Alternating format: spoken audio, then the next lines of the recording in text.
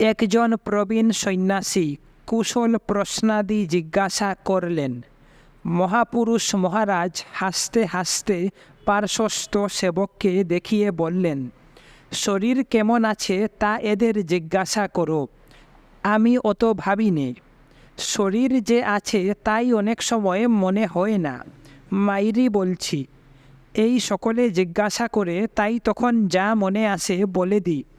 আমি জানি যে আমার দেহ, মন, প্রাণ সবই তার চরণে অর্পণ করে দিয়েছি, সবই তার। এখন তিনি যেমন ইচ্ছা হয় করবেন। এ শরীর আরও রাখার প্রয়োজন বোধ করেন তো রাখবেন, নইলে যখনই ডাকবেন চলে যাব। আমি তো তার আহ্বানের জন্য তৈরি হয়ে বসে আছি। তা বলে এ শরীরের কোনো অযত্ন করি নে।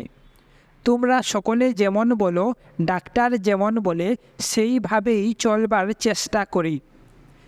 এ শরীরের জন্য সেবকের দিকে তাকিয়ে এদেরই বা কত কষ্ট দিচ্ছি। এতটা করি কেন জানো?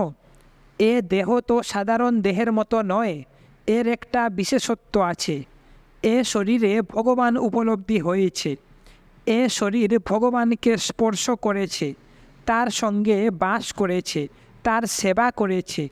এই শরীরকে তিনি তার যুগধর্ম প্রচারের যন্ত্রস্বরূপ করেছেন, তাই এত। নইলে খালি শরীর তা রক্ত মাংসের খাঁচা বই তো নয়।